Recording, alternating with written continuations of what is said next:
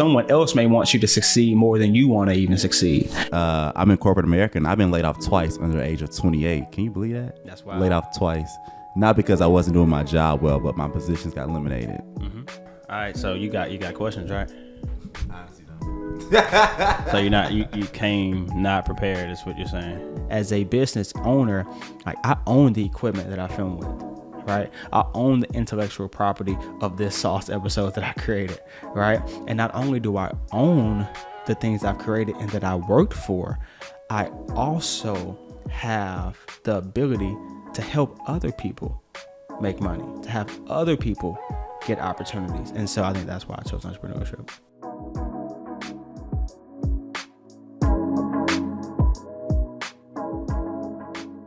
So I appreciate you all for watching this episode of Secrets of Silent Success. Make sure you like and subscribe to the channel. I appreciate your time, and I look forward to seeing you on the next one. How's it going, guys? Welcome to another episode of Secrets of Silent Success. Today we have another special episode of Conversations with the Producer. How you doing today, sir? Good. How you doing? All right, now it's your time to do the introduction.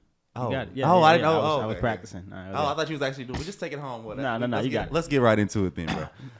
So you're not gonna do it? No, I don't. Right, that's fine. All right, get right into it. Let's go. Yeah, I guess we were in the car last week and we were talking, and then we both talked about did we actually use our degree? I know I'm using it right now because I'm currently in corporate America, but with you got your degree in radio, television, and film at UNT. Yeah. Yep. Did you honestly think you needed your degree for what you're pursuing right now? I think the degree was beneficial, but I don't think it was necessarily necessary. And I think I said that in the previous podcast. I said I don't think it was necessarily necessary because I could do a lot of things that I currently do from a filmmaking perspective without having a degree. However, I believe by getting a degree, it teaches you how to critically think. It teaches you how to read, how to write, how to speak. And then obviously your network. We met in college, right? I have maybe 3 or 4 relationships that I built while in college. And I believe that those relationships have paid dividends and made college worth it. Is it necessary? No, but I believe it is beneficial. As a black man, though, do you think you would have opened that many doors with your business with not having a degree behind your name? Or do you think people would have took you seriously? To be honest, I don't know. I don't know how many clients. Well, I do know this. I haven't had any client ask me what my degree was in or if I had a degree. When it comes to a creative industry like filmmaking, video production, photography, things of that nature, potential clients care more about your portfolio than they do about if you have a degree or if you have a certification. Because you can have a degree and still not have a portfolio. I'm thinking they're going to take the portfolio over the degree. I can only say that speaking from experience as a person getting hired. Now, as an employer, I have also taken people on my team that don't have a degree because of what they had in their portfolio. So I guess for like the film and arts industry, if you're trying to go that industry, you might not need a degree. You just need the experience. Rather with me, I'm in corporate America. I'm in recruiting, HR. Yeah. You have to have a degree before you walk in the door. That was some of the requirements. Well, I would put this in, and not to cut you off, but I assume if you were wanting to be a photographer for maybe an NFL sports club, or if you wanted to be a videographer for a major Fortune 500 company, or somewhere local in Dallas, maybe it's Fossil, maybe it's Citibank here in Dallas, I believe you do have to have those qualifications and have that degree to be able to get hired as a videographer, photographer, graphic designer for one of those companies. Oh, I see that. And let me ask you, do you think at the time you got your degree in school and you were taking classes, it helped you with your creativity, or did you learn anything that has helped you in your business? So I think that's 2 separate questions. Did it help me in my creative endeavors, and did it help me in business? I will say it helped me in business because of what I said previously. I think it taught me how to communicate, those interpersonal skills, sending emails to professors, understanding deadlines. I think it taught me some soft skills by being in college. So I think that definitely helped me with business. I didn't take a single business class per se, but I definitely think some of those almost intangibles that I learned throughout my collegiate journey did help me in business. Now, from a creative standpoint, I don't think I learned or took away anything from a creative standpoint that's helping me now from schooling. What I learned in schooling, this is the main thing I learned in schooling, was the terminology and the nomenclature revolved around my field. So when I have a camera, I knew how to change certain buttons and do certain things to get the image I liked. I didn't know what that image was called or what the theory behind that image. College taught me what it was called to change the ISO, to change the f-stop, to change the white balance. I never knew what none of that stuff meant in high school. I just simply knew how to do it. And then it taught me the theory behind doing it. So that's really what I learned in film school, was more about the theory, not necessarily about how to be creative, if you will. Okay. This was 10 years ago. We'll take that, scratch that out. It was 10 years ago. Well, no. Well, I'm saying, do you think you would have changed your major, got a degree in business instead, and then pursued that? Do you think that would have been beneficial? Man, so I tell people, I had a session with a speaking coach on last week, and he told me, tell me your story about how you got into the profession that I got into. And I tell people all the time, it was the last thing that I touched in high school was a video camera. Cut real quick. You got some on your lip. There we go. We keep it in there. It's cool. It's natural. So I tell people all the time, it was the last thing that I touched in high school was video production. And it worked. I kind of enjoyed it. I was kind of good at it. I think I kind of had a natural eye. And the speaking coach said, you found a fit. It wasn't necessarily a passion. It wasn't something that you were in love with. It wasn't love at first sight. It wasn't something crazy like, hey, I'm giftedly talented at working the camera. It fit. And because it fit well enough, I was able to then make money off of it, monetize it, and I went to college and then started a business. It was what fit. If you ask me what I'm passionate about, I'm more passionate about speaking to young adults to get them to be professionally and academically successful. I think that's what, hey, that's my passion, right? That's what I get fired up about. Not saying that filmmaking is not my passion. It was just what fit at the time, and then that's what led me to go to college and do that. Now, your question was, I kind of went all the way around. Your question was, would I have majored in something differently 10 years ago? I would say if a medical doctor came to my high school, gave a presentation, and I went and did a day at the hospital and shadowed him, and it fit, I would have went to school for medicine. If someone would have came to the school that was the HR director, and I went and did some shadowing of an HR director, and it fit, I think I would have did HR. It just so happened that it was film that fit closer to my high school career ending. I agree. Okay, perfect. And I know we went out. I'm trying to talk slower. Is that working?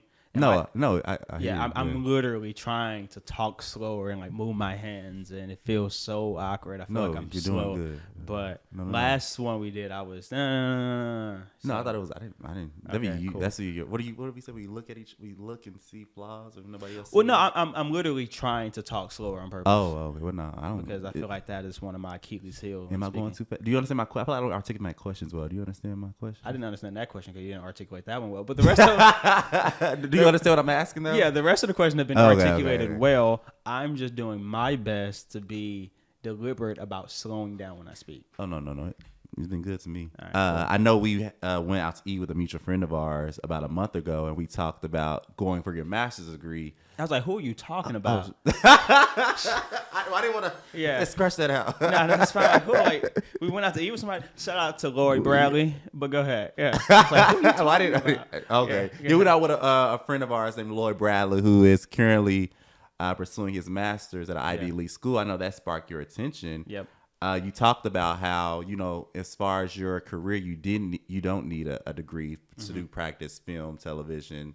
But I know what will be your purpose of going to get a master's degree? What would be the thought behind that? Yeah, so I'm going to directly steal Lloyd's answer. Obviously, as a filmmaker, I don't believe getting a master's in documentary film or a doctorate in documentary film makes any sense financially whatsoever. Because as a filmmaker, you're either rich and you're Ryan Coogler, or you're an independent filmmaker not making anything and trying to submit to some festivals. I don't really feel that there is a middle ground where you can have a high-earning filmmaker working for a major company, and if you get a master's, it moves you up. I don't know that position exists. Maybe it does. I don't know that it does. So the reason I talked about potentially going back and getting my master's was the same thing that Lloyd mentioned, the network and the possibilities that are opened up to you because you say, hey, I have an MBA with Harvard next to it. I have an MBA with Wharton Business School next to it. I think that was the reason for going back to school potentially. Lloyd has done amazing things with acquisition entrepreneurship. I would argue that an individual with that amount of experience, even myself, who has had 7 years of entrepreneurial experience, has many of the tools you would get from doing an MBA program at a normal school. If I went to UNT for an MBA, or if I went to U of H for an MBA, I think the tools that they're going to teach me, I've done those tools for 7 years by being in business. It was really the network, the possibilities that you can get by going to a business school at an Ivy League school, which, piqued my interest of maybe going back. Oh, yeah. Because at the end of the day, I didn't answer the question again. At the end of the day, I don't think my end goal professionally is film. Yeah, I know we talked about that. It's a conduit to do other things. Hey, whether it's real estate, whether it's public speaking, whether it's maybe a philanthropic organization, or whether it's producing a film, not necessarily creating the films. I just see what I'm doing now as just a stepping stone to more stuff. I would say you are actually the entrepreneur. You enjoy the practice of business rather. You don't have a set career. No. Not career, but you don't have a set thing you want to stick to for the rest of your life. No, and I think it's good to step out. I was talking to Michael Pena. He works in the PR and marketing portion of Hershey Bedford ISD, and he recently transitioned from being in the classroom to being in the PR and marketing department of the district. And we talked about getting bored. Right, I've done weddings for 7 years. I've done corporate commercials for 7 years. You get bored, right? So now we're trying to do some documentaries, some more long form content. We're trying to do some sports based content. We're doing real estate. We're talking about other potential business acquisitions. I think for me personally, like you said, I enjoy the art of business. It really, I don't want to say it doesn't matter what type of business it is, because, ethically, morally, you want to do something that you enjoy, and so on and so forth. So I don't say I'll take up any business, but I think the art of business is more appealing to me than what the business is. I agree. Do you ever, I know for me, we started doing real estate about a couple of years ago. That was a lot of money we had to put up, honestly. Yeah. I was scared as shit. Oh, I don't. Are you ever afraid taking risks like that? Because that was a lot of money. It could have went good, or it could have went bad. Yeah. I always thought about the bad, throwing all this money in this house. What if I don't make a profit? Yeah. Do you ever, even with these projects you're working on, you're taking risks, you're putting a lot of money in? Are you afraid like all this money I'm putting in will not work out? In the words of YG, scared money don't make no money. True. So I'm risk adverse, but if you make your $100,000 from your job and you put it in your savings account, you will continue to have to work for that $100,000. We have been talking about, hey, I make the $100,000, I take it out of my savings account, I put it into a brokerage account, buy some stocks. I put it into real estate, buy some properties. I put it into another business and you have to buy more money, right? Use your money to buy more money. And I personally don't think that using my money to buy potentially more money is risky at all.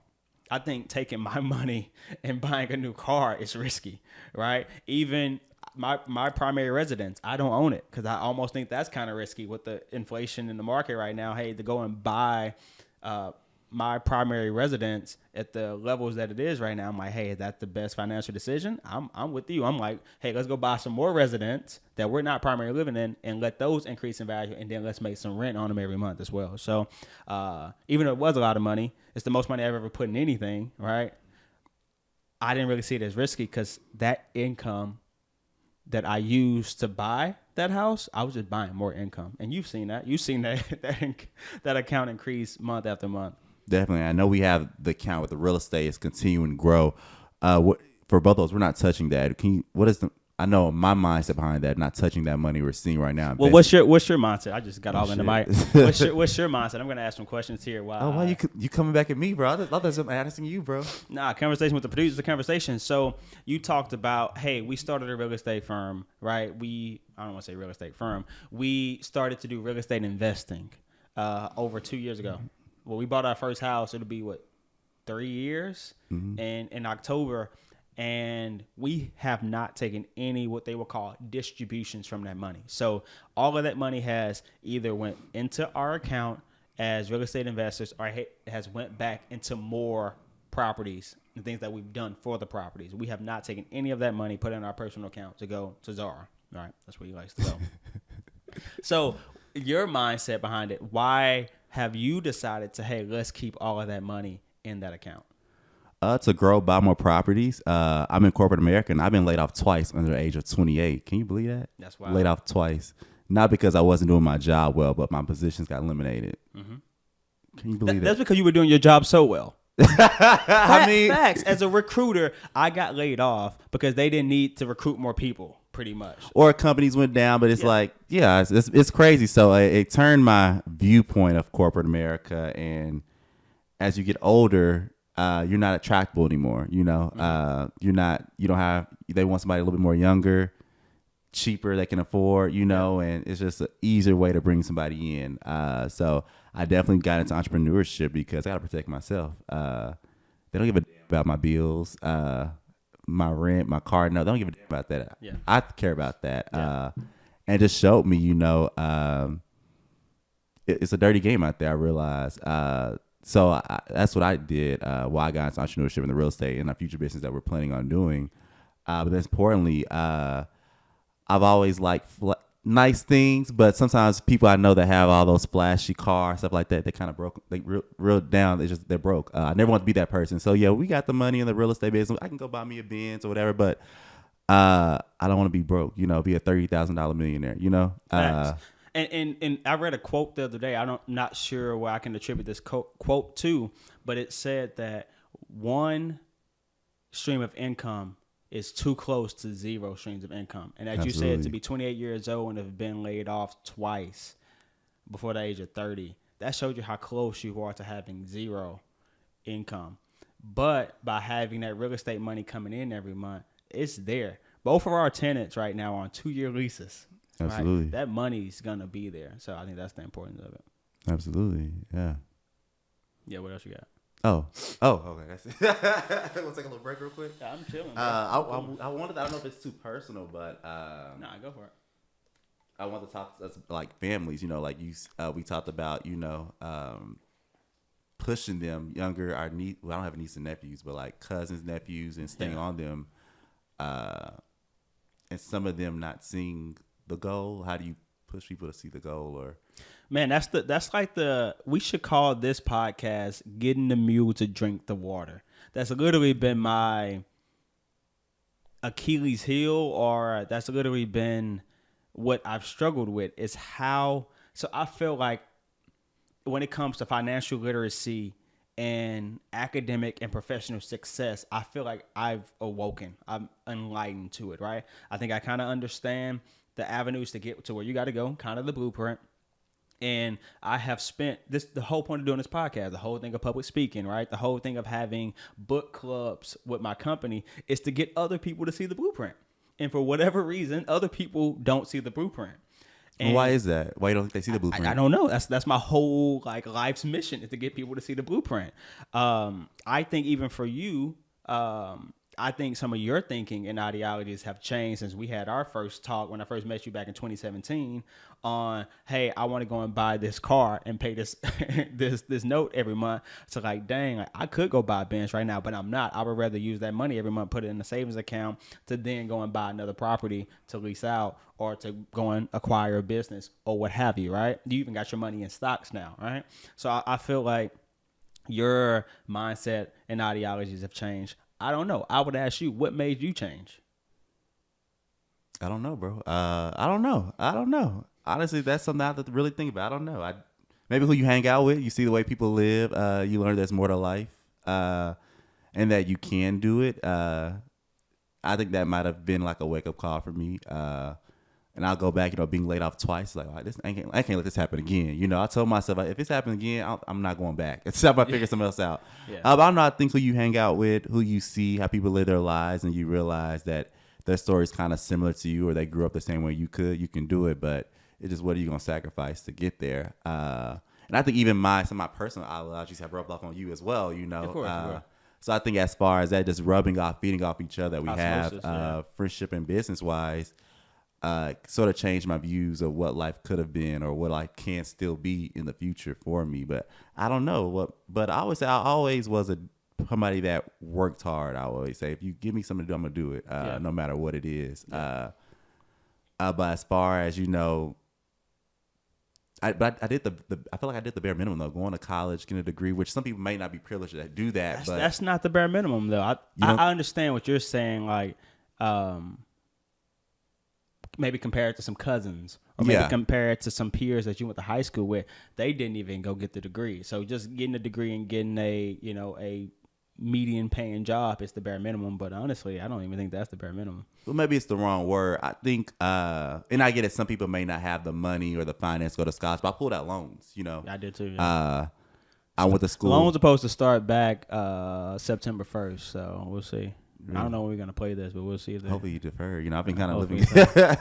But no, I went to school, got a degree, and worked. Because I don't have a family that can. My mother and father can't take care of me or pay my bills. I got to take care of myself. Yeah. But no, I think I just did the bare minimum. But who you hang out with, I do agree. You've definitely rubbed off on me, changed my views on a life, what life can meaning, and also just educating yourself. I do like watching TV shows, reality TV, listen to music, but there are times where lately I've been enjoying reading books. I love reading biographies, seeing certain celebrities, or even not celebrities, certain people's lives, and hearing what they went through and what they overcome and what pushed them to. It kind of can make you think, like, wow, this could happen to me. I could do this. Mm-hmm. So I don't know, man. I don't know. I never thought about that. Like, what made me change? I don't know. When do you stop trying to take the mule to the? I know I tell you about that. Sometimes you just gotta let it go, man. Like everybody don't want it. Like when do you think you have to stop and just focus on someone else, or just focus on yourself, or is it even bad to not even try to help anybody else anymore? I don't know. Sorry, this is the podcast without the answers. I don't know when you stop. And you talked about personal. I got 7 nieces and nephews, right? I got 2 brothers and sisters. I'm not gonna stop trying with them. Right? Like that's literally blood. And somebody like you that has become this close, like I'm not going to stop trying with you. You know what I mean? Because I want you to succeed. A lot of times someone else may want you to succeed more than you want to even succeed. Right? I want my niece to go to college and to finish college because she's the next in line after me. I was the first to be able to go to college and graduate and get a degree. Like she's next in line. I want her to go to college and get a degree, maybe more or more badly than she even wants it for herself, right? And the reason why I want it so badly is because of 2 reasons. I've seen kind of the anti-heroes. No disrespect to siblings, no disrespect to my mother, father, or people that I knew growing up, but I've seen the cycle. I've seen like, hey, you may start college, you drop out of college, and then you get a nominal paying job, whether it's for a big company, small company, or whatever, and then you just live paycheck to paycheck. You're not thriving. You're not living. You're kind of just in this cycle, right? And I've seen that as a person. Again, we're not out there, quote unquote, balling. Like I'm not out there buying Benzes or anything like that. But I've seen like, hey, we've been able to build a stock portfolio. We've been able to build a real estate portfolio, right? As an entrepreneur, if my wife's birthday is yesterday, I don't have to go to work, right? I've been able to design a life that is fulfilling and that has autonomy.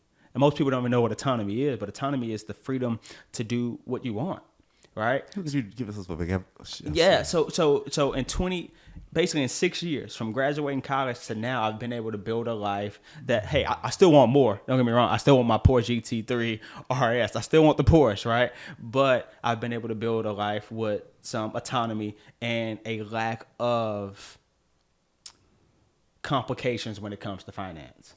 Right, I've been able to build that life in 6 years. And so when I'm talking to my nieces and nephews, when I'm talking to other young adults, I'm like, hey, here's kind of the blueprint on what I did to get here. Right? This is a much better place to be than to be in that cyclical generational cycle of work, sleep, have kids, try to pay your rent, work, sleep, have kids, try to pay your rent. Right? I think I've been able to develop something that's a little bit more fulfilling.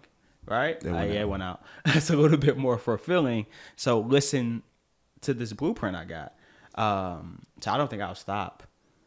Sometimes you can keep teaching somebody something. You can keep giving them the ropes, but if they don't take it, do you think you're wasting your time just constantly reaching out, putting your hand out there, not taking it? You give that hand to somebody else, or Yeah. No, absolutely. And we go back to UNT, your mentor, and try to pull up other people as well, even when you may have hit a little bit of a roadblock with someone else. But I think, like I said, if it's family, if it's close friends, people that you truly care about, it's hard to be like they're a quote unquote lost cause. Like you can't teach an old dog new tricks.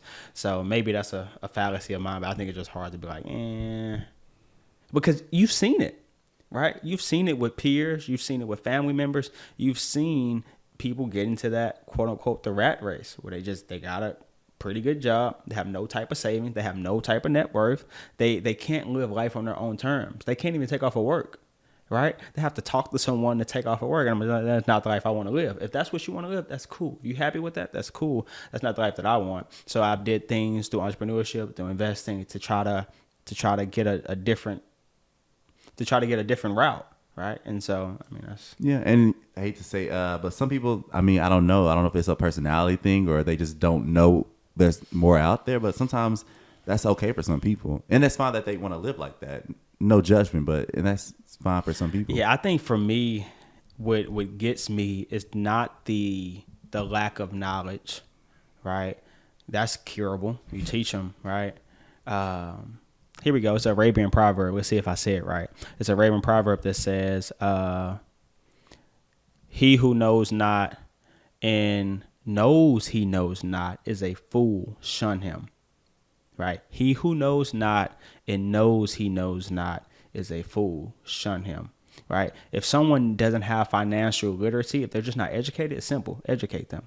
Right? If it's someone who just needs more exposure, right?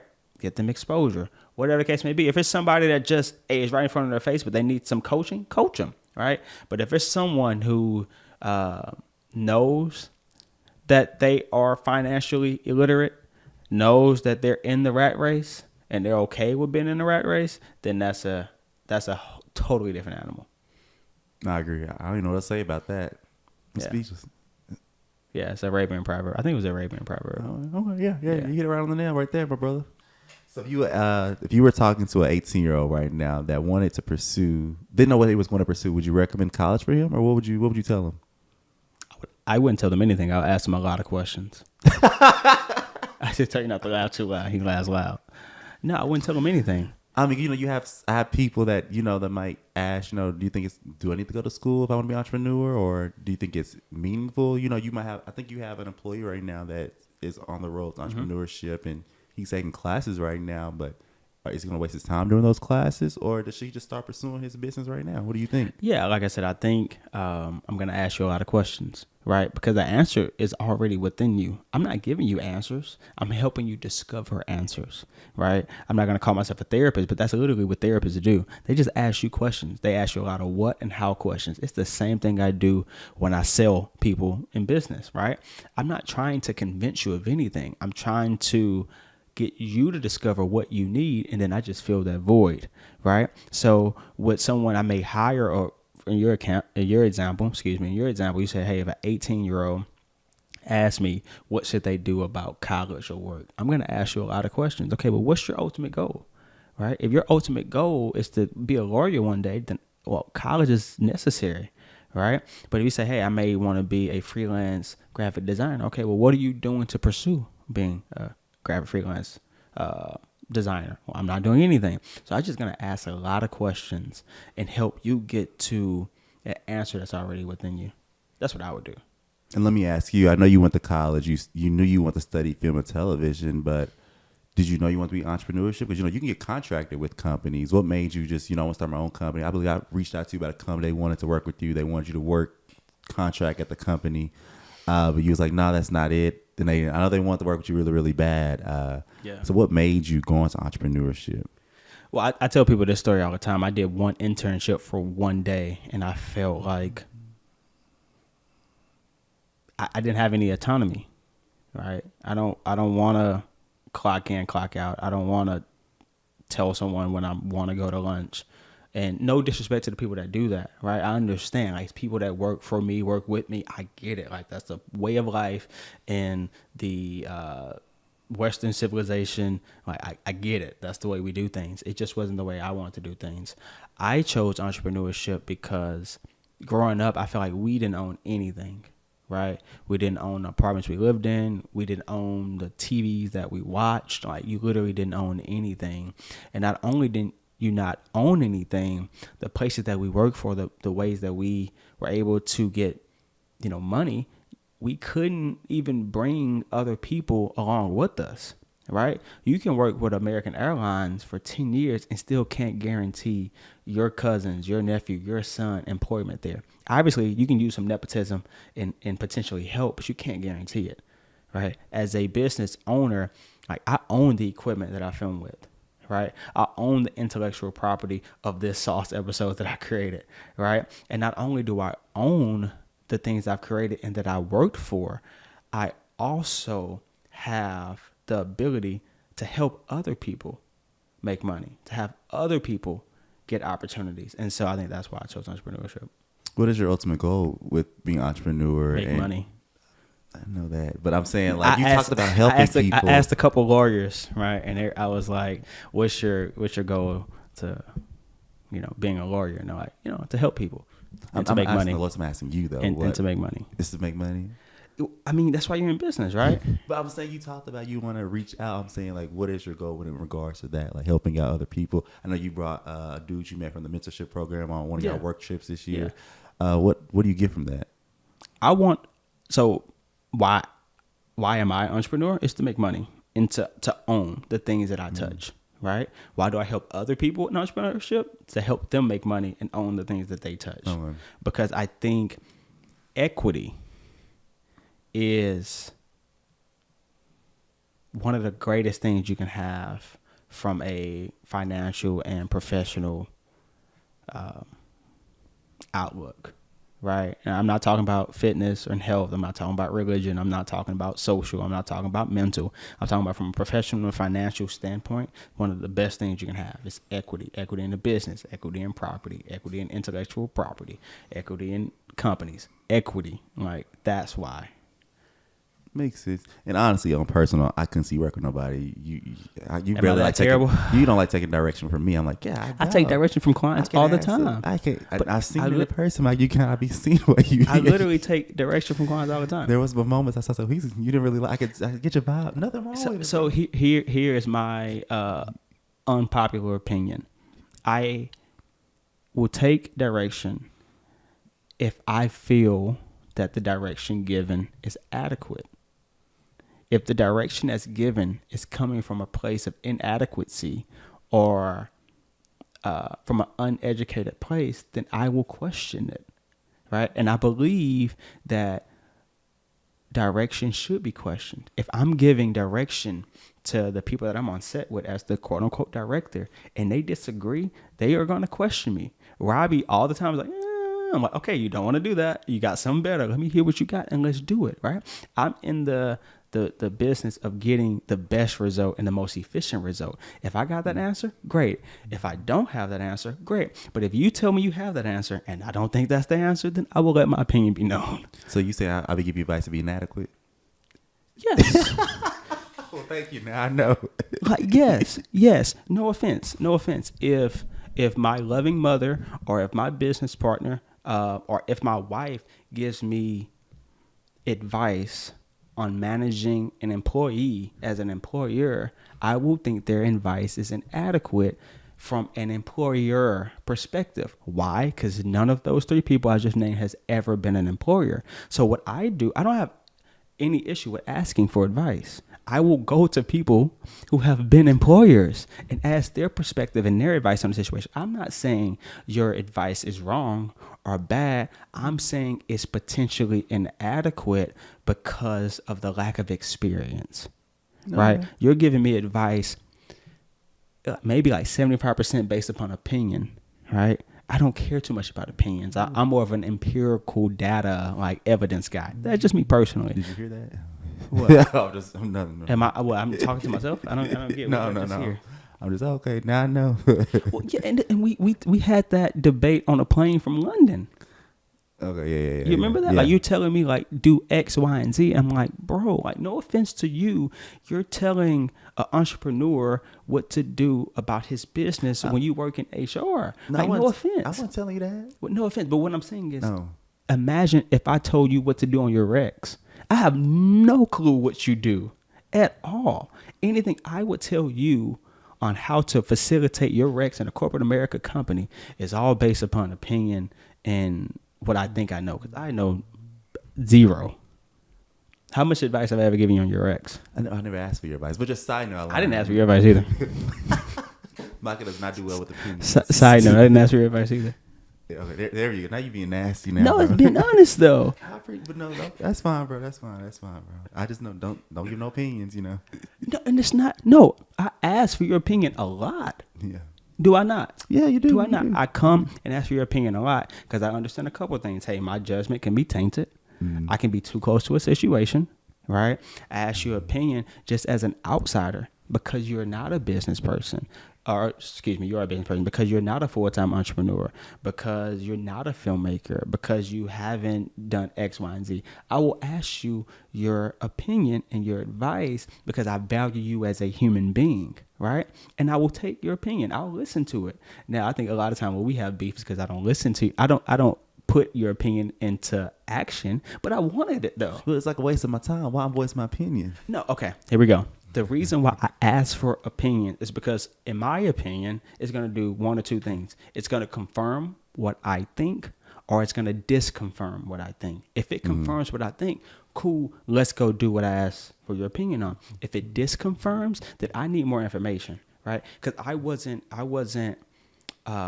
grounded in my convictions of what I believed or wanted to do because your opinion has swayed me a bit, right? So, again, I'm in the business of getting the best possible outcome. I ask for your opinion because either it's going to confirm it or it's going to disconfirm it, and I need to do some more work.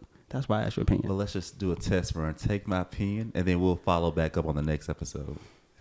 That's fine. Come on, it's on camera, so that's fine. We'll follow back up and see. I don't even know your opinion about what. Anything, bro. You just be like, you'll take it. I'm like, well, you didn't even do what I asked you to told you to do. You just kind of like I do what you. That's fine. Give me opinions on a lot though. Oh, okay. Do I not? You were just taking confidence about the lawyer that you got us and all this other stuff. Well, yeah, I'll take your opinions. Yeah, I appreciate that. All right. You're not gonna dab me up then? Yeah. No, that took you too long. I was just I was fixing. Nah, I see that. Oh, there you go. Nah, you being nasty in Jonathan Stanley's voice.